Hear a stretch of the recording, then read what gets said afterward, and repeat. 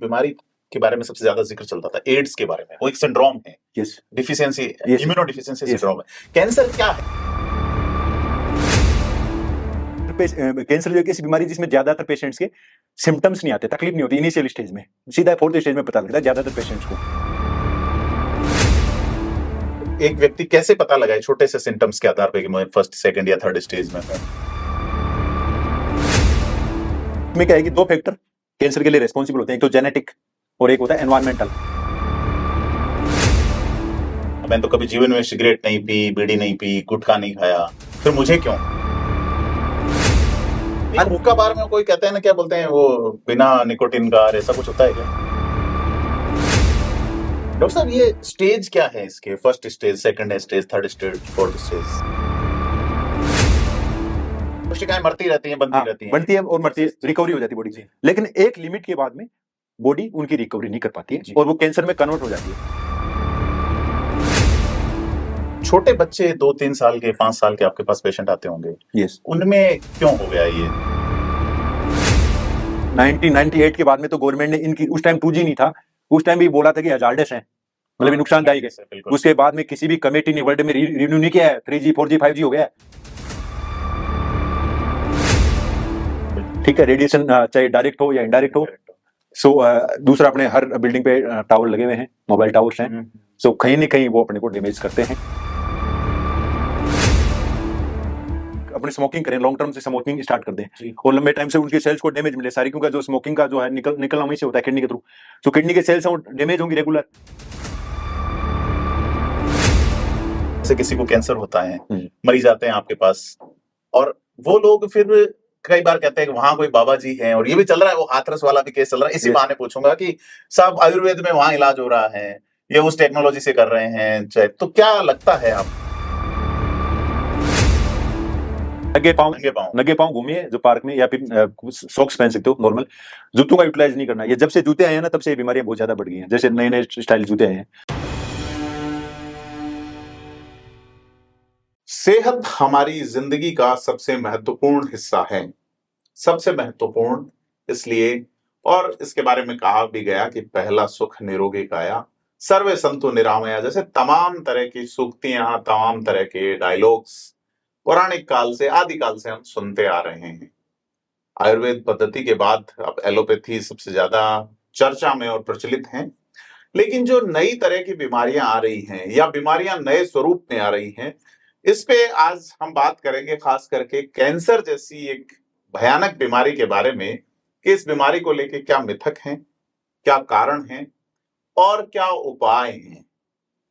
हमारे साथ डॉक्टर मुकेश कुमार जी हैं। सर, बहुत स्वागत आपका हमारे स्टूडियो में आज। Doctor Mukesh Kumar ji medical oncologist हैं, एसएमएस अस्पताल में आप विशेषज्ञ हैं, साथ ही स्टेट कैंसर इंस्टीट्यूट जो है राजस्थान सरकार का, उसमें भी आप सेवाएं दे रहे हैं बतौर चिकित्सक, और रोजाना आप सैकड़ों मरीजों से रूबरू होते हैं। साथ ही इस ये जो समस्या, ये जो बीमारी है, इससे जुड़े हुए शोध और तमाम चीजों से। सर, क्या आप प्राइमा फेसी सोचते हैं कैंसर को लेके? एक शब्द आता है सीधा, जैसे उसमें वो मकड़ी जैसी दिखती है जी, कर्क रोग कहते हैं जिसको। ये थैंक यू। तो मैं सबसे पहले बात करना चाहूंगा कि इतना तेजी से क्यों बढ़ रहा है जी। बेसिकली क्योंकि अभी सबका जो क्वेश्चन, मेरे पास जो पेशेंट आते हैं, हमारे पास जो भी आते हैं, वो कहते हैं कि मेरे क्यों हो गया, मैंने तो कुछ किया ही नहीं, कुछ खाया ही नहीं, कुछ पिया नहीं। ये सबसे बड़ी प्रॉब्लम। तो बेसिकली पहले उनको पता करना पड़ेगा, क्योंकि ये सबसे तेजी से वर्ल्ड में, पूरे वर्ल्ड की बात है, नॉट जस्ट अपने इंडिया या राजस्थान, वर्ल्ड के अंदर सबसे फास्ट बढ़ने वाली बीमारी है। इतनी तेजी से बढ़ रही है, ऑलमोस्ट हर घर में भी अफेक्टेड है, कहीं ना कहीं डायरेक्टली और इनडायरेक्टली। सो इसमें अपने को देखो, एक दूसरा क्यों, कैंसर जो एक ऐसी बीमारी जिसमें ज्यादातर पेशेंट्स के सिम्टम्स नहीं आते, तकलीफ नहीं होती इनिशियल स्टेज में, सीधा फोर्थ स्टेज में पता लगता है ज्यादातर पेशेंट्स को। तो अपने को अर्ली पता लगे, और दूसरा अपने इसी चीज पे काम करें कि इसको हो ही नहीं अपने शरीर में। बिल्कुल सब यही चाहते हैं। यस। तो हाँ, अपने जो जिस प्रकृति में रहते हैं, कहीं ना कहीं उसमें अपनी गड़बड़ है जी। जिसमें रहना, खाना पीना, सोना, जो भी अपने इंटरेक्शन जो भी है, जो अपने ये हर थोड़े थोड़े हर फेलुपे में हमारी जो इसके- जीवन शैली बदल जीवन गई। शैली एक तरह से। जी सो उस पे हर चीज में मैं थोड़ा सा फोकस डालना चाहूंगा। कहीं ना कहीं हर कैंसर एक चीज से नहीं होता है कि सिर्फ एक चीज से कैंसर होता है, बहुत सारे फैक्टर ऐड होके वो बॉडी को डैमेज करते हैं जी। और उससे फिर और अपनी हेल्थ अफेक्ट होके कैंसर डेवलप होता है। क्योंकि कैंसर डेवलपमेंट एक लॉन्ग प्रोसेस है, सडन नहीं होता है। जी बहुत सारे अपने फैक्टर जब इश्यू अपने बॉडी में एक्टिव हो जाते हैं तो उसके बाद में कैंसर होता है। नहीं, इससे पहले एक बीमारी के बारे में सबसे ज्यादा जिक्र चलता था, एड्स के बारे में। वो एक सिंड्रोम है, yes deficiency, Yes. Immunodeficiency Yes. Syndrome है। कैंसर क्या है बेसिकली? यस यस ये मैं डिस्कस करूँ। AIDS is a viral disease, वो बेसिकली वायरस है जो फैलता है एक तरह जी से बॉडी के टच होने से, जो भी इन्फेक्शन एक तरह से का। कैंसर एक अपनी बॉडी के जो ऑर्गन्स हैं, कहीं कोई भी ऑर्गन हो जी उसका लॉन्ग टर्म डैमेज हो जाए। हर अपनी बॉडी में सेल्स होती हैं बहुत सारी, हर ऑर्गन में सेल्स होती हैं, सेल्स से बनता है ऑर्गन। जैसे मान लीजिए अपने किडनी है तो जी इसमें हजारों सेल्स हैं, उससे मिलके किडनी बनती है, लाखों के। जी ठीक है। तो अब वो आप किडनी को वैसे डैमेज नहीं करते, डैमेज करने से कैंसर नहीं होगा, अपने जैसे डैमेज कर दे कैंसर हो जाए। लेकिन सेल्स में डैमेज हो जाए, जैसे अपने उनकी सेल्स को, किडनी की सेल्स को लॉन्ग टर्म डैमेज मिले, जैसे अपने क्रॉनिक अपने स्मोकिंग करें, लॉन्ग टर्म से स्मोकिंग स्टार्ट कर दें जी और लंबे टाइम से उनकी सेल्स को डैमेज मिले सारी, क्योंकि जो स्मोकिंग का जो है निकलना वहीं से होता है किडनी के थ्रू, तो किडनी के सेल्स हैं वो डैमेज होंगी रेगुलर। लेकिन अब जब डैमेज का एक थ्रेशोल्ड होता है हर सेल्स का, जी एक लिमिट तक हो तो वो रिकवरी कर लेगी, अपनी रिकवरी खुद करती है बॉडी। कोशिकाएं मरती रहती हैं, बनती हाँ, रहती हैं, बनती है और मरती है, जी रिकवरी हो जाती है बॉडी। जी लेकिन एक लिमिट के बाद में बॉडी उनकी रिकवरी नहीं कर पाती जी है और वो कैंसर में कन्वर्ट हो जाती है। फिर उन सेल्स को बॉडी पे डिपेंडेंस हट जाती है, वो अपने आप ही ग्रो करती रहती है, मतलब इंडिपेंडेंट, किसी पे डिपेंड नहीं है। इसलिए उनको बोलते हैं अनकंट्रोल्ड डिवीजन ऑफ सेल्स, जी। अनकंट्रोल, जिसको आप कंट्रोल नहीं कर सकते, हाँ, बॉडी कंट्रोल नहीं कर स्कूल में 10वीं क्लास में पढ़ते थे, कोशिका का अनियमित विभाजन। यस यस वही कैंसर है। जी जब आप अदरवाइज क्या बॉडी हर सेल्स को कंट्रोल करके रखती है, जी लेकिन जब अनकंट्रोल्ड हो जाती है तो उसका मतलब वो कैंसर है और वो फिर रैपिडली ग्रोथ करती है। पहले लोकल वहां गांठें बन जाती है। गांठ, पहले वहां लोकल जिस जगह पे अनकंट्रोल हुई वहां पे, और फिर ब्लड के थ्रू दूसरी जगह स्प्रेड होना स्टार्ट हो जाती है, फैलना, जिसको अपने बोलते हैं फोर्थ स्टेज।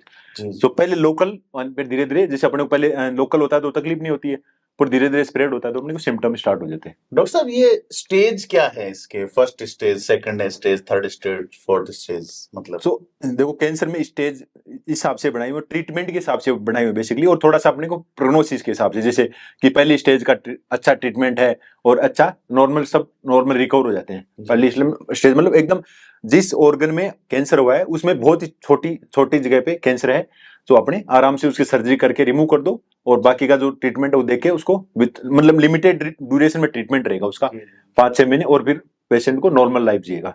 इसी तरह जैसे दूसरी स्टेज में थोड़ी सी एडवांस है, थोड़ा बड़ा ट्यूमर वहीं पे, लेकिन है उसी ऑर्गन के अंदर, उसमें भी लिमिटेड टाइम का ट्रीटमेंट एंड देन वापस नॉर्मल पेशेंट। तीसरी स्टेज में थोड़ा सा एडवांस, मतलब वहां पे भी रहेगा और आजू बाजू जो स्ट्रक्चर्स हैं उनमें भी रहेगा, बहुत दूर नहीं गया कैंसर। सो तीसरी स्टेज में उसका थोड़ा ट्रीटमेंट एडवांस हो जाता है, पहले हमें थेरेपी दे के उसको थोड़ा श्रिंक करना पड़ता है, श्रिंक करके फिर सर्जरी, फिर आगे का ट्रीटमेंट रहता है, उसका भी मतलब अच्छा सर्वाइवल रहता है।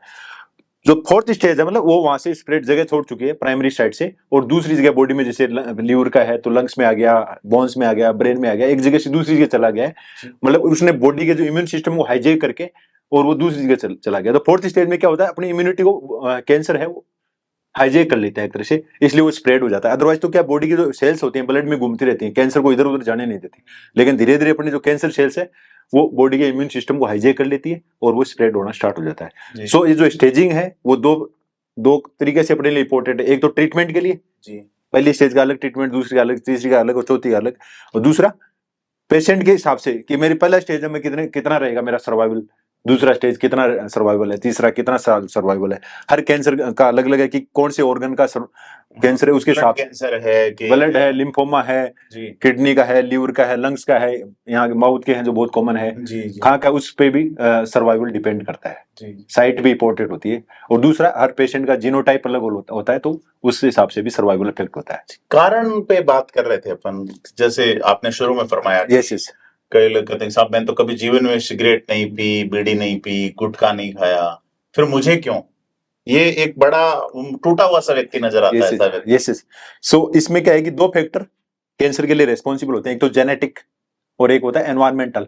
अच्छा, जेनेटिक मतलब अपने पीढ़ियों से अपने पास जीन कमजोर मिला, अपने पीढ़ियों में शुरू से कमजोर चल रहा है जी। ठीक है, तो अपने को भी मिल गया वो अपनी पीढ़ियों से, पीढ़ियों में भी कमजोर जीनोटाइप था और अपने भी कमजोर, और फिर अपने अपने जो आजकल की लाइफस्टाइल है उसको भी अपने कमजोर रखा जी। और दूसरा एनवायरनमेंट, मतलब अपने सारा कुछ एनवायरनमेंट से डैमेज लिया अपने, जो भी टेक्नोलॉजी है उसे हर तरीके से अपने डैमेज। 4G 5G से फर्क पड़ा इससे? अब हर चीज में थोड़ा सा, हर चीज के बारे में वैसे बहुत ही इसमें एक इटियोलॉजी बहुत बड़ी चीज है, बहुत बड़ा इसमें लंबा डिस्कशन होता है, लेकिन मैं हर चीज को थोड़ा डिस्कस करना चाहूंगा। हाँ, सबसे पहले अपने बात करें, सबसे जो ज्यादा जरूरी अपने को जीने के लिए है वो एयर है, हवा। हवा तो हवा अपने सब जगह देख रहे हैं कि पोल्यूटेड है बहुत ज्यादा, हवा सबसे ज्यादा बॉडी को जरूरत है वो हवा की, यार हवा ही पोल्यूटेड अपने ले रहे हैं, अपने तो चारों तरफ पोल्यूशन इतना ज्यादा हो गया हर तरीके से, तो हवा एक बड़ा फैक्टर है। दूसरा है वाटर, तो वाटर अपने बहुत जरूरी है, तो लेकिन वाटर अभी आजकल आप देख रहे हो कितने अपने पेस्टिसाइड हैं सब्जियों में, फ्रूट्स में, सब जगह पेस्टिसाइड इतने जो फाइनली वो वाटर में ही आते हैं। जैसे अपने देखते हैं कि राजस्थान में गंगानगर, हनुमानगढ़ और बीकानेर वाला जो बेल्ट है वहाँ कैंसर जिस तेजी से बढ़ा है, क्योंकि वहाँ पे वो कैंसर ट्रेन चलती है पंजाब से। ये क्योंकि जो गंगा वो झील है अपनी नहर जी, गंगा नहर, इंदिरा गांधी नहर, उसमें क्या है कि बहुत ज्यादा पेस्टिसाइड आ रहे हैं पंजाब से, सो कहीं ना कहीं वो पानी यूटिलाइज हो रहा है, उससे अपने फसल कर रहे हैं, वहीं से गेहूं आ रहे हैं अपने पास, मैक्सिमम प्रोडक्शन हो रहा है वहां पे। सो वाटर एक तरह से अपना पोल्यूटेड है हर तरीके से, प्योर वाटर नहीं है। दूसरा अपने जो अंडरग्राउंड वाटर है उसमें भी अभी काफी नीचे चला गया है, उसमें भी जैसी चीजें आ रही है, तो उसमें हेवी मेटल बहुत ज्यादा है। एग्जैक्टली। और जयपुर में भी जैसे अपने बात करें तो ये अपने आ रहा है वो काफी हद तक ठीक है, लेकिन फिर भी उसको ट्रीटमेंट देके वो हेवी मेटल कहीं ना कहीं उसमें होते हैं। तीसरा अपने आ गया अपने आ जाए खाने पे। सो अभी खाना पीने की बात करें तो सबसे जो ज्यादा जरूरी है वो है अपने जो खाने पीने का शेड्यूल है, खाना पीना इंपॉर्टेंट है, उसका शेड्यूल भी इंपॉर्टेंट है, टाइमिंग। अभी जो ज्यादातर मेरे पेशेंट आते हैं उन बोलते हैं कि हम सुबह तो कुछ नहीं खाते, 12 बजे चालू करते हैं और फिर रात को 11 बजे 12 बजे तक बंद कर देते हैं। सो वो एक तरह से बहुत ही गलत है, क्योंकि अपने बॉडी का एक क्लॉक है, उसको बोलते हैं हम सर्केडियन क्लॉक। इतनी बजे ये हार्मोन निकलेगा, इतनी बजे ये निकलेगा, इतनी बजे ये निकलेगा।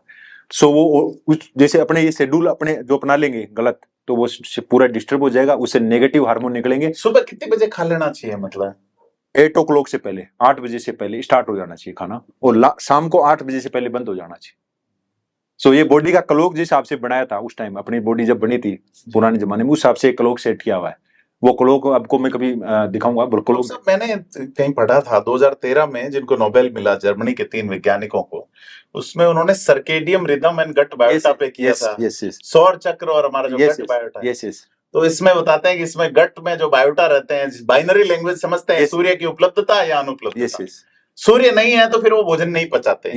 आपकी एसिडिटी से भोजन गल जाता है, लेकिन मतलब ये थोड़ा बहुत पढ़ा था, ज्यादा मैं नहीं जानता। हाँ, तो इस चीज में भी मैं बात करूं, जैसे अपने सर्केडियन क्लॉक को रन कौन करता है, क्लॉक रन कैसे होती है जी, सनलाइट, सूरज से। हाँ, अपने मॉर्निंग जैसे सनलाइट जैसे सनराइज होता है, तो बॉडी को एक बार उसका 1 घंटे का एक्सपोजर चाहिए मिनिमम, 1 से 2 घंटे का, ताकि वहां से उसकी एक्टिविटी स्टार्ट हो जाए उस क्लॉक की, कि कौन बॉडी के कौन से ऑर्गन को क्या काम स्टार्ट करना है, कौन से वो क्या काम। बॉडी को रात को अपने रेस्ट देते हैं, सो सुबह जैसे वो सनलाइट, इसलिए सनराइज होता है, सनराइज वाली जो लाइट होती है इसलिए जरूरी होती है कि क्लॉक को स्टार्ट कर देती है उतनी बजे, और जिस हिसाब से आप क्लॉक रखोगे उस हिसाब से आपकी बीमारी वैसे कम हो जाती है।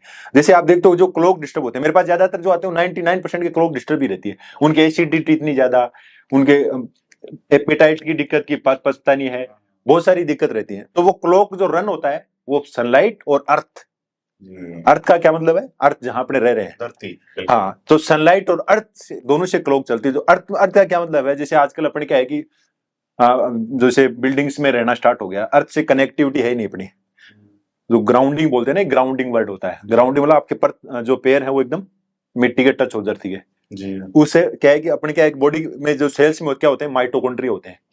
माइटोकॉन्ड्रिया शक्ति ग्रह, हाँ, पावर हाउस ऑफ सेल्स, ठीक है। तो पावर हाउस का क्या मतलब है, पावर, कोई सेल्स कैसे चलेगी, पावर, तो पावर कहां से लेगा, माइटोकॉन्ड्रिया, उस क्लॉक सही चलेगा तो उसके पास सब पॉजिटिव जाएगा। सो माइटोकॉन्ड्रिया को ऑपरेट होने के लिए इलेक्ट्रॉन चाहिए, electron is a part of energy, ठीक है, एनर्जी। सो एनर्जी कहां से मिलेगी, एक तो अपने क्लॉक सही हो तो क्लॉक, दूसरा अपने ग्राउंडिंग, जो ग्राउंडिंग के बेनिफिट आप पढ़ना कभी भी, ग्राउंडिंग मतलब अपने एकदम धरती पे टच होना चाहिए, टच होके रहें कम से कम दिन में आधा घंटा 30 मिनट, जिससे अपने इलेक्ट्रॉन मिलेंगे बॉडी को उससे। इलेक्ट्रॉन आते हैं अपने बॉडी में। तो अपने जिनमें जैसे जब भी अपनी टेक्नोलॉजी के ज्यादा अपने नजदीक रहते हैं तो अपने को ग्राउंडिंग की ज्यादा जरूरत होती है, क्योंकि अपने ये जो टेक्नोलॉजी है अपने इलेक्ट्रॉन चुरा रही है। आप ज्यादा टाइम मोबाइल पर रहते हैं या टीवी पर रहते हैं, जो भी आप जैसे स्टूडियो में रहते हो, तो आपको डेफिनेटली इसमें ज्यादा रिक्वायरमेंट होती है, क्योंकि आपके इलेक्ट्रॉन ये चुरा लेते हैं। टेक्नोलॉजी आपकी बॉडी के इलेक्ट्रॉन चुरा रही है माइटोकॉन्ड्रिया के। तो माइटोकॉन्ड्रिया वीक होता जा रहा है। जब माइटोकॉन्ड्रिया वीक होगा तो सेल डैमेज हो जाएगी और वो आगे जाके कैंसर में सुबह जैसे रनिंग करते हैं तो क्या बिना जूते करने? यस जी। कभी भी आप जूतों का यूटिलाइज मत कीजिए रनिंग के अंदर। सबसे बेस्ट होता है कि आप पैदल चले, मतलब नंगे पांव घूमिए जो पार्क में, या फिर सॉक्स पहन सकते हो नॉर्मल। जूतों का यूटिलाइज नहीं करना। ये जब से जूते आए हैं ना तब से ये बीमारियां बहुत ज्यादा बढ़ गई हैं। जैसे नए नए स्टाइल जूते आए हैं तो इनका मिनिमम यूटिलाइज करना है। ग्राउंडिंग और दूसरा सनलाइट। जो सनलाइट का बेनिफिट आप जितना है उस, और वो अपने को फ्री में मिल रही है, उसका अहमियत अपने नहीं जान रहे। आजकल क्या हो रहा है, अपने फ्री में है उसकी कोई कदर नहीं है कि तो फिर इसका क्या है, तो जैसे मिल जाएगी। ऑक्सीजन वाला कोरोना में पता चला, ऑक्सीजन फ्री मिल रही थी। तो सनलाइट का ये जैसे मेरे पास कई बार नॉर्मल पेशेंट भी आते हैं खूब सारे, जो इंडोर्स रहते हैं, बिल्डिंग में रहते हैं वाईफाई के चारों तरफ, और बाहर नहीं निकलते हैं कि बाहर तो क्या करेंगे, निकल के अंदर ही हो जाता है सारा काम। सो उनके बहुत सारी एसिडिटी, जॉइंट का इश्यू, डायबिटीज, हाइपरटेंशन, एसिडिटी, बहुत सारे। कैंसर की बात में, कैंसर तो मतलब लॉन्ग टर्म डेवलपमेंट है, धीरे धीरे उनमें डेवलप होता ही है, लेकिन वो जब उनको शुरुआती आप ये अपन ये कह रहे हैं कि पहले स्टेज से पहले ही रोक लें अपन, हाँ, आगे डेवलपमेंट नहीं हो। एग्जैक्टली। बीपी, देखो बीपी, शुगर, ये भी पार्ट ऑफ क्रोनिक डिजीज है। डॉक्टर ऐसे बताते नहीं है, डॉक्टर तो ये कहते हैं कि साहब आप आओ हमारे घेरे में। हाँ, आप बता रहे हैं, बड़ी बात है, हम आभार। देखो मैं तो यहाँ पे सिर्फ और सिर्फ बेसिक चीजें हैं जिससे अपने दूर जा रहे हैं, नेचर से जो दूर जा रहे हैं उसे अपने को खामियाजा भुगतना पड़ेगा। ठीक है, अपने टेक्नोलॉजी में रहना है, उसमें काम करना है, जरूरी है, लेकिन थोड़ा नेचर के टच में रहेंगे तो अपने बीमारियां अपने एक्वायर नहीं कर पाएंगे। सो जो अर्थ की जो पावर है मैग्नेटिक, उसको बोलते हैं हम इलेक्ट्रोमैग्नेटिक फोर्स।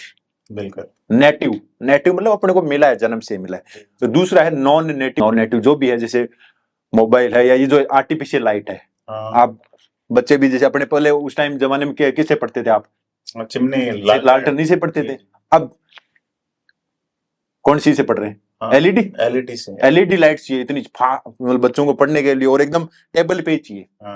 सो वो भी नाइट में, जब नाइट में अपने को नहीं चाहिए ज्यादा, मिनिमम लाइट चाहिए नाइट को, अपनी बॉडी को डार्कनेस चाहिए, क्योंकि एक बहुत ही मास्टर मॉलिक्यूल है बॉडी के अंदर, एक मेलेटोनिन हार्मोन।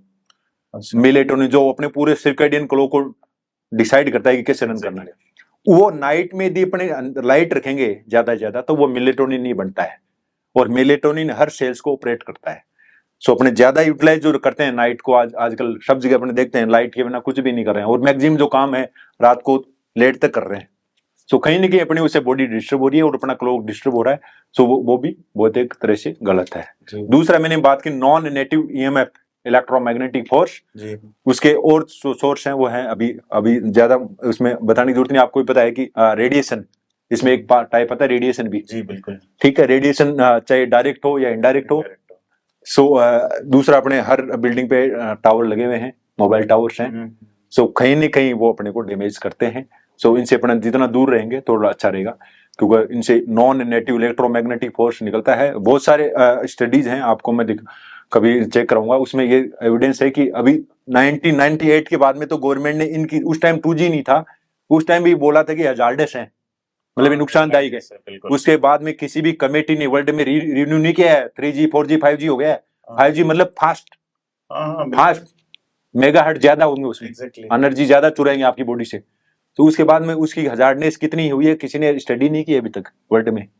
सो जैसे जैसे अपनी जनरेशन बढ़ेगी, सो ये मोबाइल टावर है, इनसे जो रेडिएशन निकलेगा अपनी बॉडी को डैमेज कर रहा है। सो ये एक बड़ा फैक्टर है। दूसरा खाने पीने में, जैसे अभी आजकल स्मोकिंग काफी है पहले, और एल्कोहल भी है, और आजकल यंग जनरेशन बहुत ज्यादा अफेक्टेड है इनसे। जैसे खूब सारे हैं जो यंग जनरेशन, हुक्का बार है, इतने सारे चल रहे हैं, वो भी एक बहुत बड़ा फैक्टर है। हालांकि वो ठीक है, अभी सबसे ज्यादा हम जो डिस्कस करते हैं वही करते हैं जो सामने दिख रहा है। हुक्का बार में कोई कहते हैं ना, क्या बोलते हैं वो, बिना निकोटिन का, ऐसा कुछ होता है क्या? So nicotine is not carcinogenic. Nicotine carcinogenic, nicotine से सिर्फ अडेप्शन होता है, दिमाग में सेटिस्फेक्शन मिलता है। अच्छा। निकोटिन खुद कार्सिनोजेनिक नहीं होते, उसके अंदर जो कंबशन से जो प्रोडक्ट निकलते हैं, धुआं जो निकलता है, हाँ, वो जाके निकोटिन कभी भी नहीं होता है। निकोटिन तो हम जो यदि किसी स्मोकर उसको एडिक्शन छुड़ाने के लिए देते हैं निकोटिन की टेबलेट, क्योंकि उसको दिमाग को प्लेजर मिलता रहे और वो छोड़ दे। तो निकोटिन खुद कार्सिनोजन निकलने बहुत सारे अंदर ऐसे मोलिकुल्स होते हैं जिनसे कार्सिनोजन होते हैं, तो अलग अलग टाइप के 20 टाइप के कार्सिनोजन होते हैं। ओके, का कैसा भी हो, चाहे वो किसी ऑर्गेनिक बताओ वगैरह, यस यस कुल मिला के खराब है। यस यस कुल मिला के आपके इस बात से मैं ये समझूं कि जैसे हम पैदा हुए, ये भगवान ने एक दुनिया बनाई और उसमें हमें एक पार्ट के रूप में भेजा, यस हमने यहाँ आके अपनी एक दुनिया बना ली यस और उसको मान रहे हैं कि साहब भगवान वाली तो फर्जी है। यस यस इसलिए मेन कारण ये है कि उस नकली दुनिया को अपन एग्जैक्ट मान रहे हैं। यस सो कहीं ना कहीं देखो आज अपने आप देखोगे हेल्थी और अनहेल्थी आदमियों से, आप खुद ही जैसे आप मिलते हो कई लोगों से, सो कहीं ना कहीं आपको डिफरेंस पता लग जाएगा उनकी लाइफस्टाइल में। जैसे आप पता लोगे आप क्या करते हो क्या नहीं करते हो, तो पता लग जाएगा वास्तव में इसमें इतनी गड़बड़ है। जैसे आप कहीं भी डिस्कस करते हो, साथ वालों से मिलते हो, आप क्या कर रहे हो, जैसे फिजिकल इनएक्टिविटी भी इतनी ज्यादा हो गई है आजकल। फिजिकल इनएक्टिविटी मतलब अपने करते हैं तो भी दिन में आधे घंटा, जब हम डिस्कस करते हैं तो कि हाँ आधे घंटा घर में घूम लेते हैं, सो वो बहुत ही मिनिमल है। वो पहले के जमाने में कितनी एक्टिविटी होती थी, अब सारा हर चीज मशीन से है, अपन में वॉकिंग बिल्कुल नहीं है, हर 1 किलोमीटर भी गाड़ी से जा रहे हैं। सो वो फिजिकल इनएक्टिविटी एक बहुत बड़ा फैक्टर हो गया है, ऐड हो गया साथ में, मतलब एक फैक्टर नहीं है बहुत सारे फैक्टर ऐड हो रहे हैं। दूसरा जो अपना डाइट है, डाइट प्लान जो है अपना कि क्या खाना है क्या नहीं खाना, वो फास्ट फूड बहुत ज्यादा आ गया है। और साथ में रिफाइंड, आप देख रहे हो जो हर जगह हर चौराहे पे रिफाइंड ऑयल के बोर्ड लगे हुए हैं कि ये रिफाइंड है ऑयल है, रिफाइंड ऑयल है। जब आप रिफाइंड ऑयल बनाने की प्रोसेस समझोगे वहां जाके मशीन में, जिस फैक्ट्री में, तो आप पता लगे ये अपने खा रहे हैं रिफाइंड ऑयल, कितना मॉडिफाई होके सीड्स को बनाते हैं, कितने केमिकल डाल के, और उनकी अपनी सब्जी बना के खाते हैं फिर उसी को। फिर तो रिफाइंड नहीं खाना चाहिए, मतलब कभी नहीं खा सकते। रिफाइंड ऑयल इज बहुत ही डेंजरस है बॉडी के लिए। आपको ज्यादा से ज्यादा घी या फिर जो एकदम रो आता है कोल्ड प्रेस्ड है जो अपने गाड़ी का जैसे कच्ची गाड़ी जिसको, हाँ वो होता है। क्योंकि आप जब रिफाइनरी मतलब रिफाइन कोई चीज को रिफाइन किया है, कैसे करेंगे रिफाइन, केमिकल, रिफाइन मतलब केमिकल ना, प्रोसेसिंग, केमिकल प्रोसेसिंग। सो वो इतना ज्यादा आजकल यूटिलाइज होने लग गया हर घर में सब जगह, और क्योंकि वो इजीली मिल जाता है हर दुकान में, रो मिलता नहीं है कच्ची गाड़ी हर जगह, और घी मिलना इतना डिफिकल्ट हो गया है। सो ये जो रिफाइंड फूड है, दूसरा रिफाइंड मतलब अपने मार्केट से भी जो लाते हैं वो रिफाइंड फूड, जैसे आप बिस्किट लाते हो, ब्रेड लाते हो, सब कैसे बनाते हैं, गेहूं की प्रोसेसिंग करी, केमिकल डालने, उसका आटा बना के रिफाइंड करके फिर उसकी ब्रेड बनी। सो रिफाइंड जो फूड है उसका इतना ज्यादा यूटिलाइज बढ़ गया है हर घर में, ब्रेकफास्ट से लेकर डिनर तक, जो कहीं ना कहीं अपनी हेल्थ को डैमेज कर रहा है। शॉर्ट टर्म में नहीं लेकिन लॉन्ग टर्म में इनके इफेक्ट अपने को देखने को मिल रहे हैं। और जो जैसे जैसे अपने, और आप देखने ज्यादा अपनी हार्ड चीज तो अपने आजकल खाना ही बंद कर दी है, एकदम सॉफ्ट चीजें जो रिफाइंड की हुई है फास्ट, वो ज्यादा यूटिलाइज हो गया है। सो कहीं ना कहीं सारी चीजें मिक्स होके अपने कैंसर को जन्म दे रही है और आगे जाके बहुत बड़ी प्रॉब्लम होने वाली है। सर जैसे आप बता रहे हैं कि ये छोटे बच्चे 2-3 साल के 5 साल के आपके पास पेशेंट आते होंगे, यस, उनमें क्यों हो गया ये ज्यादा? सो अभी अपने देख रहे हैं छोटे छोटे बच्चों को, एक तो अपने सब बच्चे, अब जैसे मेरे पास कोई पेशेंट है, 2 साल का बच्चा है, क्या काम करता है कि मोबाइल पे रहता है सुबह से लेकर शाम तक, रात तक मोबाइल दे देते हैं जाके, परेशानी नहीं करे हमारे को तो ठीक है, पूरे टाइम मोबाइल की स्क्रीन से आप देखना ब्लू लाइट निकलती है, ब्लू, ठीक है। अपनी एनवायरनमेंट को कौन सेंस करता है, आइज, आंखें सेंस करती है कि एनवायरनमेंट में क्या हो रहा है, हाँ सेंसर है बॉडी के लिए। तो अब आप उसको सेंस रे से दे रहे हो, टॉक्सिक ब्लू लाइट बहुत डेंजरस है। तो बच्चे सुबह से लेकर, जैसे कोरोना के बाद में इतने ज्यादा यूटिलाइज हुआ है इनका मोबाइल स्क्रीन का, जैसे पहले भी वो ऑनलाइन क्लासें हुई, तो बड़े बच्चे भी हैं उनके, जैसे आपने देखा हुआ पहले चश्मे ज्यादा नहीं थे बच्चों के, उसके बाद में इतना ज्यादा यूटिलाइज हो गया है कि आंखें काफी अफेक्ट हुई है, और लॉन्ग टर्म इनको अभी लॉन्ग टर्म इफेक्ट तो आना बाकी है। सो ये स्क्रीन का यूटिलाइजेशन। दूसरा वैक्सीनेशन शेड्यूल पे भी मैं थोड़ा बोलना चाहूंगा। वैक्सीनेशन शेड्यूल आज से 20 साल पहले बच्चों के कोई 1 या 2 वैक्सीन लगाते थे, अब हर तीसरे महीने में वैक्सीन वैक्सीन वैक्सीन वैक्सीन। सो वैक्सीन कहीं ना कहीं ठीक है, थोड़ा इम्यून सिस्टम तो ला रही है, मतलब ला रही है, लेकिन उनके अंदर जो प्रिजर्वेटिव होते हैं, फॉर्मेल्डिहाइड और बहुत सारे केमिकल होते हैं, वो बॉडी को, बच्चों की बॉडी को डैमेज कर रही है। जैसे आपने कोरोना के वैक्सीन के बाद में देखा हुआ कि कैसे को लोगों के हार्ट अटैक आ रहे हैं यंगेस्ट एज में, 30-40 में, जिन्होंने वैक्सीन जो ज्यादा लगाई है, 1 लगाई है उनके कम है, 2 लगाई उनके ज्यादा, जिन्होंने बूस्टर लगाई उनके ऑलमोस्ट हो रहा है। आपने भी देखा होगा कि काफी यंग, जितना आप ज्यादा डोज दोगे कहीं ना कहीं केमिकल ज्यादा जा रहे हैं। और जो अपनी वाली वैक्सीन तो और अच्छी है, लेकिन जो यूएस में जो mRNA वैक्सीन थी उनके बहुत ज्यादा लॉन्ग टर्म साइड इफेक्ट है, वहां पे बहुत ज्यादा कैंसर चेंज हो रहे हैं, स्पेशली कोविड वैक्सीन से। बच्चों के भी ये बहुत सारे फैक्टर हो गए। दूसरा बच्चे अभी आजकल एक तरह से जैसे पहले में बच्चे किस में खेलते थे, मिट्टी में खेलते थे। ग्राउंडिंग जी। ग्राउंडिंग थी। जी बिल्कुल थी। अब ग्राउंडिंग नहीं है, अभी प्लेट्स में रहते हैं, ऊपर रहते हैं। सो वो बहुत सारे फैक्टर बच्चों में भी। और दूसरा, बच्चों का खान पान आप देख रहे हैं, छोटे बच्चों को क्या दे रहे हैं अपने खाने के लिए, चिप्स हैं, कुरकुरे हैं, जो पूरा ये दे रहे हैं, जिसमें इतने सारे, आप उनके कंपोजिशन पढ़ लोगे तो आप खुद ही नहीं खा पाओगे। जैसे बस वो डब्बा दे के खाते हैं अपने, उनका अंदर से आप इंग्रेडिएंट्स देखना, पाम ऑयल ये सब होता है। तो पाम ऑयल क्या है, केमिकल एक तरह से। सो ये अब आप बच्चों को दो तो ये, और फिर उम्मीद करो कि बच्चा अच्छा हो, हेल्दी हो, तो कैसे पॉसिबल होगा। तो मोबाइल और ये पैकेज्ड फूड जो है, इसको कंप्लीट बंद करना है। यस। मोबाइल रात को नहीं देखें। यस। और अंधेरे में तो बिल्कुल नहीं देखें, बहुत Yes, घातक चीज है ये, मोबाइल या कंप्यूटर भी। कोई भी। यस। तो स्क्रीन टाइम कम करें। एक सर कैंसर से रिलेटेड सवाल पूछूंगा कि जैसे किसी को कैंसर होता है, मरीज आते हैं आपके पास, और वो लोग फिर कई बार कहते हैं कि वहां कोई बाबा जी हैं, और ये भी चल रहा है, वो हाथरस वाला भी केस चल रहा है। इसी बहाने पूछूंगा कि साहब आयुर्वेद में वहां इलाज हो रहा है, ये उस टेक्नोलॉजी से कर रहे हैं चाहे, तो क्या लगता है आपको? देखो मैंने बताई अनुभव आपका। ये बेसिक मैकेनिज्म बताई, कैंसर कैसे डेवलप होता है, स्लो डेवलप होता है, बॉडी की सेल्स डैमेज होती है, धीरे धीरे जाके वो कैंसर में कन्वर्ट होती है। मुझे किसी पे आयुर्वेदिक पे कमेंट नहीं करना, लेकिन आयुर्वेदिक मतलब क्या होता है, अपनी नेचर की चीजें हैं, जड़ी बूटी, उनको अपने बॉडी में अडेप्ट करना एक तरह से। वास्तव में जो एक्चुअल आयुर्वेदिक ही है, हालांकि एक्चुअल आयुर्वेदिक बहुत कम बचा हुआ है, जहां पे आधे से ज्यादा जगह तो वो मिक्स करके दे रहे हैं। आपके जो आपको खिला रहे हैं, आपको दे नहीं रहे कि हम क्या खिला रहे हैं। कोई प्रोडक्ट पे नाम नहीं लिखाता है कि ये दिया, इस चीज की जड़ी बूटी है, नीम की जड़ी बूटी है, क्या है, जो भी है लिखा ही नहीं होता, उस पे कुछ भी नहीं लिखा। आपको देते हैं पे करके कि आप लीजिए, ये जो भी हो XYZ। ठीक है। तो वो क्या करते हैं, मिक्स करते हैं। आप जैसे आज आयुर्वेदिक डॉक्टर के जाओ, जुकाम हो रखा है, या आयुर्वेदिक किसी पास जाओ, तो क्या करते हैं, स्टीरॉइड का इंजेक्शन। वो इंग्लिश है, तो फास्ट इंप्रूवमेंट आएगा। हम देते नहीं, स्टीरॉइड का नहीं दे सकते, क्योंकि हमें पता जुकाम में नहीं देना। तो इंग्लिश वाले का असर नहीं आता। फिर देखो आयुर्वेदिक, फिर आप क्या बोलोगे, देखो आयुर्वेदिक ऐसा करते हैं, मतलब खूब सारे ऐसा करते हैं। तो आपके देखो आयुर्वेदिक वाले से तुरंत आराम आ गया, वो अंग्रेजी वाले का आराम ही नहीं आएंगे, अंग्रेजी दवाई से। सो ये प्योर आयुर्वेदिक बचा नहीं है। दूसरा, मिक्स देते हैं, तो मिक्स ने कहीं ना कहीं उसका इफेक्ट आता है।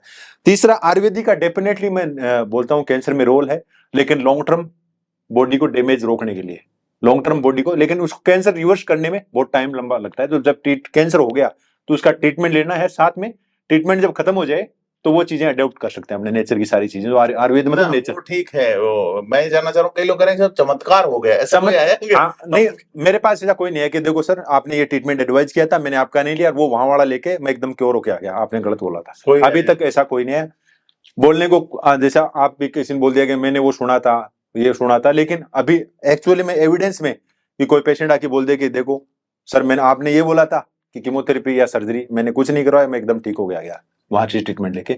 सो ऐसा कोई भी अभी तक मेरे पास आया ही नहीं, आएगा नहीं तो मैं भी उसमें फिर स्टडी करूंगा डेफिनेटली। क्या कीमोथेरेपी जो है सर, वो लोग बताते हैं बहुत पैनिक होती है, क्या है कहानी? मतलब लोगों ने देखी नहीं, मैं भी नहीं जानता उसके बारे में, लेकिन एक माहौल बना हुआ है, सब खराब चीज है।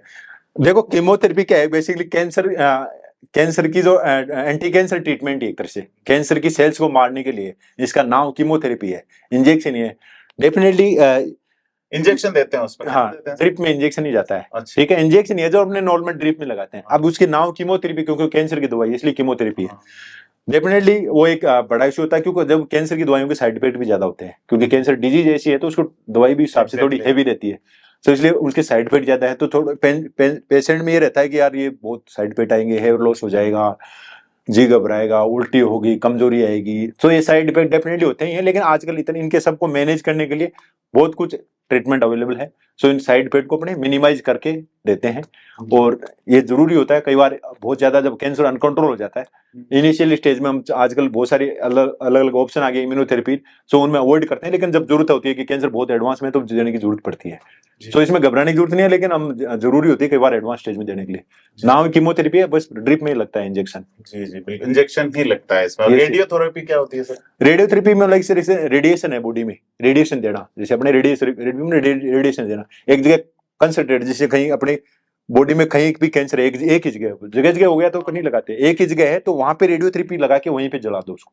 रेडियोथेरेपी चलती है, मशीन से लगती है, किरणें जाती है। जैसे अपने एनवायरमेंट में दो टाइप के रेडिएशन होते हैं, एक तो आयनाइजिंग, एक नॉन आयनाइजिंग। सो आयनाइजिंग रेडिएशन है वो होती है, जैसे अपने सीटी स्कैन करवाते हैं उसमें आयनाइजिंग रेडिएशन, और रेडियोथेरेपी मशीन आती है वो सिर्फ रेडियो रेडिएशन लगाते हैं आयनाइजिंग, नॉन आयनाइजिंग जो अपने मोबाइल टावर से इनसे लगती है वो है। सीटी स्कैन के लिए भी बीच में एम्स के किसी का आया था कि 300 एक्सरे के बराबर होती है, इसमें रेडिएशन बहुत हाँ ये आजकल वही अपने जैसे छोटी सी दिक्कत होती है तो क्या बोलते हैं सिटी करवा दो, ये करवा दो, एक्सरे करवा दो, बचना चाहिए। लेकिन ये है कि मिनिमाइज करना चाहिए क्योंकि इनमें डेफिनेटली रेडिएशन होते हैं, आयनाइजिंग रेडिएशन होते हैं।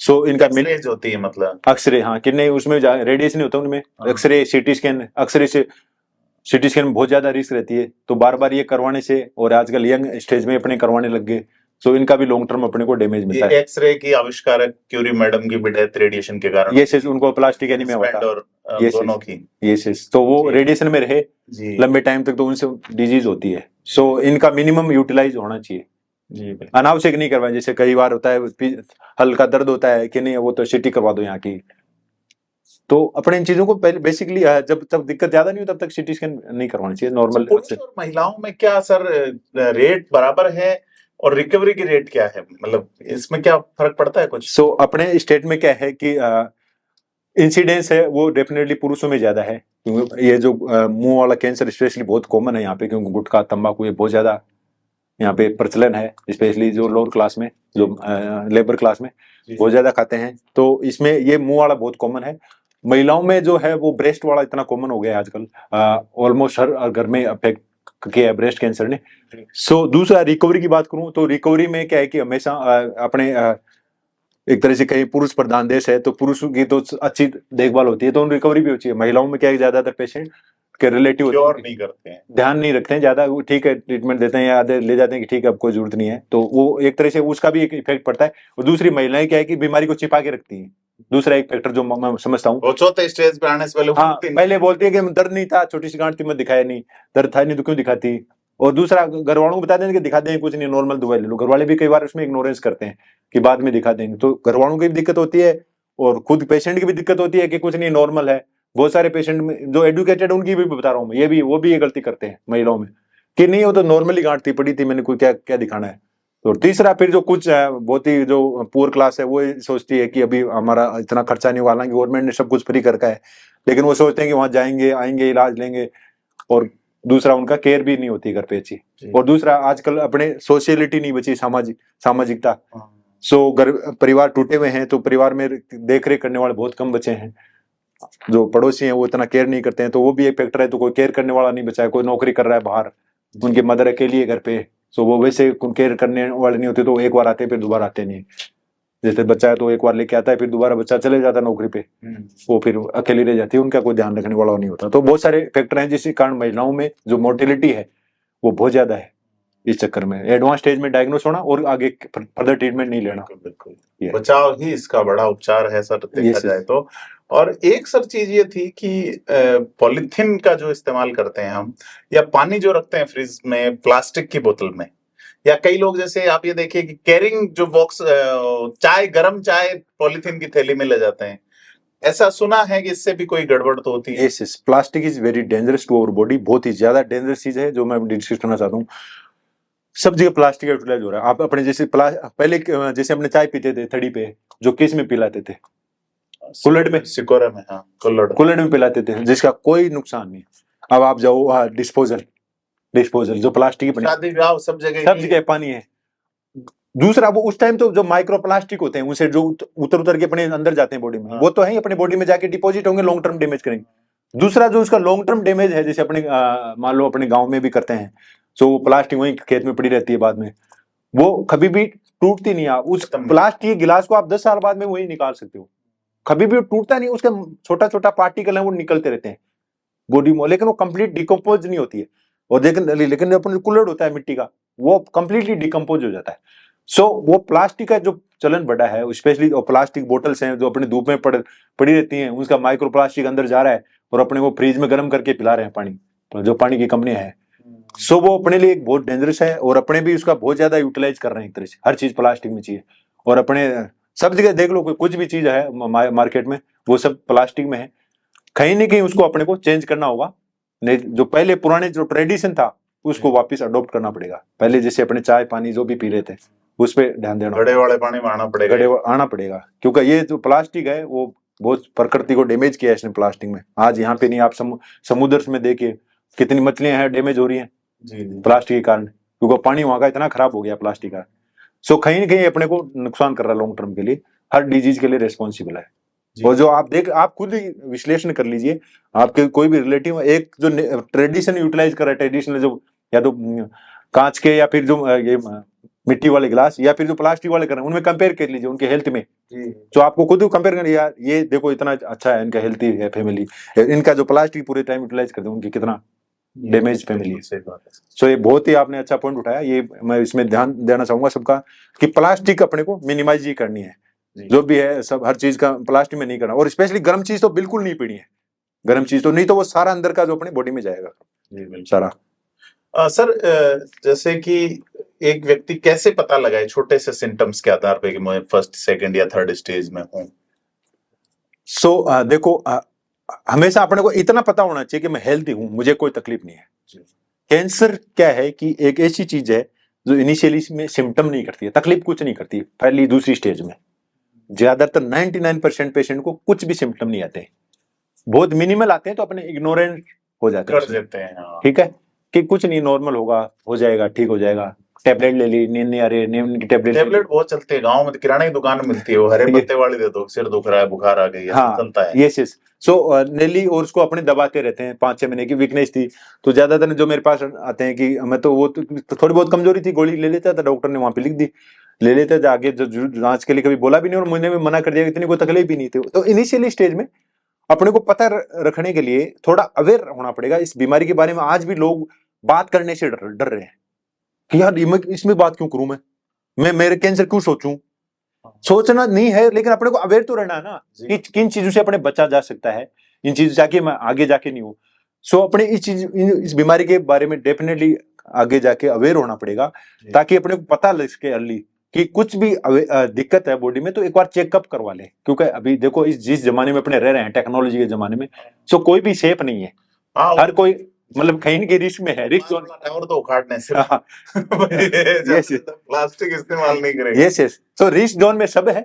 सो अपने को अवेयरनेस भी सबको लानी होगी कि कैसे कैसे अर्ली से अर्ली पकड़ पाए और तुरंत ट्रीटमेंट लें और अस्पताल पहुंचे, ऐसे नहीं कोई बाबा के चक्कर में यस यस, हाँ चल रहा है। यस यस, अपने को एटलीस्ट टेस्ट करवा के श्योर हो जाए और अपने जो हेल्दी लाइफस्टाइल उस पर काम करते रहे। सर सरकारी हॉस्पिटल में स्टेट कैंसर इंस्टीट्यूट लोगों के लिए एक बड़ी उम्मीद है, एसएमएस में भी वर्कलोड खूब था, काफी चीजें वहां। प्राइवेट हॉस्पिटल्स में जो इसका भारी बिल बनता है या इसकी दवाओं को लेके भी कई बार चर्चा चली कि काफी महंगी है वगैरह, क्या सोचते हैं आप? सो देखो कैंसर का जैसे जब मैं ट्रीटमेंट बात करूं तो बहुत से अभी सब कुछ फास्टली पिछले 15-20 साल में बहुत ज्यादा अच्छा खासा डेवलपमेंट हुआ है। जो ट्रीटमेंट कीमोथेरेपी धीरे धीरे पीछे जा रही है, नया डेवलपमेंट, टारगेटेड थेरेपी और इम्यूनोथेरेपी आ रही है, नया डेवलपमेंट है। हाँ। तो नया है तो डेफिनेटली कॉस्टली भी है, क्योंकि उसमें थोड़ा प्रोसेसिंग बनाने में सब है। सो इसमें चार्ज भी ज्यादा लगता है। जो कीमोथेरेपी है वो सब हॉस्पिटल में आपको चिरंजीवी में उनमें हेल्थ स्कीम जो गवर्नमेंट के उनमें फ्री मिल जाता है। जो लेटेस्ट ट्रीटमेंट जो डेवलपमेंट हो रहा है वो थोड़ा भी कॉस्टली है, क्योंकि वो आम आदमी की पूछ से भी दूर है। कुछ और जैसे हमारे पास भी लेटेस्ट ट्रीटमेंट सारा अवेलेबल है, कुछ अवेलेबल नहीं है, सो वो थोड़ा डिफिकल्ट होता है। बाकी प्राइवेट में भी सारा जो चिरंजीवी स्कीम में सब अच्छा ही कर रहे हैं। अब जो कॉस्टली ट्रीटमेंट है वो अभी थोड़ा सा इन स्कीम्स में अभी अवेलेबल नहीं है, तो कुछ अब आगे 3-4 साल में ये भी चिरंजीवी स्कीम में अवेलेबल हो पाएगा सारे पेशेंट को, जैसे जैसे चीप होता जा रहा है। सो ये जस्ट मैटर ऑफ टाइम है, थोड़ा सा टाइम के बाद में सबको अवेलेबल होगा। सरकार कोशिश तो कर रही है, यस यस, थोड़ा सा जागरूकता की कोशिश भी सबसे तो, लेकिन सबसे ज्यादा मेरे को यहाँ लगता है कि आप इतना परेशान होने क्यों है, फोर्थ स्टेज में आना है, सबको फैमिली डिस्टर्ब होती है, आपका जो काम काज वो डिस्टर्ब होता है, पूरी लाइफ डिस्टर्ब होती है, थेरेपी लेनी है, इससे अच्छा है कि उस पर अपने जा ही नहीं पाए, पहले ही अच्छा काम कर लें, पहले ही स्ट्रगल कर लें इस चीज के लिए कि वहां मुझे जाना ही नहीं पड़े, डॉक्टर के पास जाना ही नहीं पड़े, घर पे ही सारा काम। भगवान ने जिस दुनिया में भेजा है उसी में रहे हैं, वर्चुअल में मत जाएं, कम से कम जाएं। यस यस यस यस, जितना है वो थोड़ा अपने कनेक्टेड रहें, सोशली कनेक्टेड रहें आपस में। आजकल क्या है कि पास में बैठे रहते हैं, मोबाइल ज्यादा यूटिलाइज करते हैं, बाजू वाले से बात ही नहीं करते हैं। तो मोबाइल और सोशल मीडिया इतना ज्यादा अपने को एक कब्जे में ले लिया, एक तरह से बांध लिया है, एक तरह से जो साकल में बांधना बोलते हैं ना, उन्होंने वो बोलते हैं, वही पढ़ के अपने आप में सीमित होते जा रहे हैं। तो आजू बाजू डिस्कस करें, बातचीत करें, डेफिनेटली अपने को चीज का माइंड पे ये होता था सर, लोग जैसे ट्रेन में बैठते थे, हाँ, तो बच्चों के रिश्ते हो जाते थे, हाँ रिश्ते बात करते थे, किलोमीटर में आपस में ही बातें करते थे। अब रिश्ते नहीं होते, इसीलिए जाते हैं, हाँ, क्योंकि ये मोबाइल है, क्योंकि आप पास में बैठते हैं ना तो मोबाइल, पास वाले से बात नहीं, आप कहाँ के रहने वाले हो, कुछ बात नहीं करते हैं, मोबाइल में देखते रहेंगे, फिर बात कर ली और बंद कर दिया। उसे अपने पहले अपने कितना आपने भी देखा होगा, पास में कहाँ से आए हो, कहाँ जा रहे हो, ये चीजें बात करते थे। बिल्कुल। अभी पानी है कि नहीं, मौसम का हाल वहीं से मिलता था। हाँ, आजकल सब उससे देख रहे हैं कितनी बारिश का। हाँ, और सोशल मीडिया के आने के बाद में हम डेफिनेटली एक चीज मैं और कहना चाहूंगा, आदमी की इज्जत कम हुई है इस सोशल मीडिया के बाद। पहले एक आदमी दूसरे आदमी की बहुत इज्जत करता है, तो कहीं ना कहीं ये अपने को ज्यादा यूटिलाइजेशन नुकसान, एक उसको लिमिट तक यूटिलाइज करें तो अच्छा है, और कहीं ना कहीं अपने सोशली कनेक्टेड रहे आपस में, चाहे जानकार हो या अनजान हो, तो अनजान भी जानकार हो ही जाता है जब कनेक्टेड रहेंगे। जी बिल्कुल। सो ये एक बहुत, एक जैसे अपने कहेंगे मेंटल जो वेलबींग होती है, हाँ वो मेंटल वेलबींग कैसे आएगी, मतलब कनेक्ट रहेंगे आपस में, बात करेंगे, हंसते रहेंगे, तो वो मेंटल वेलबींग भी बहुत इंपॉर्टेंट है। ये मैं डॉक्टर अब्दुल कलाम साहब का एक यूएन में स्पीच हुआ था जब वो प्रेसिडेंट थे, कि if we have righteousness in the mind, there will be harmony in the family, and if we have harmony in the family, there will be more harmony in the society. Yes.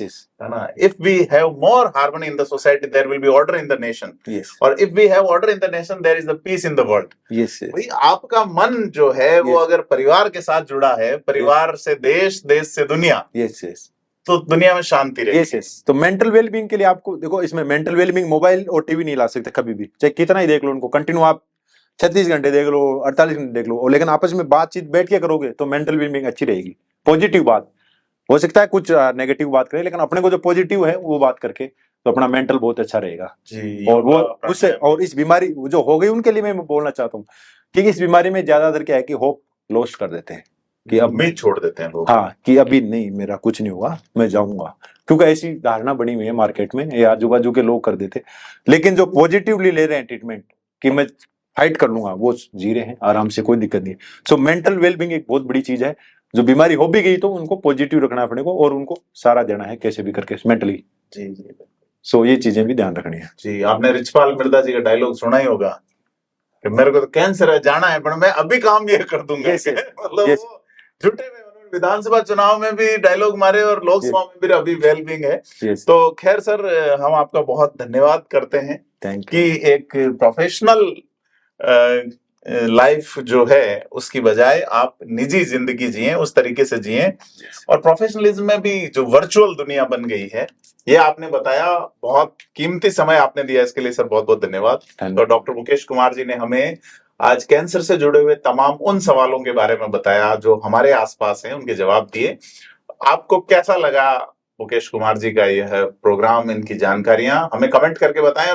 अगला जो interview हो किन विषयों पे हो हमें बताएं, सवाल लिख के भेजें, ताकि सर से हम फिर से अनुरोध करेंगे कि हमारे साथ आएं और इस विषय पे बात करें। धन्यवाद।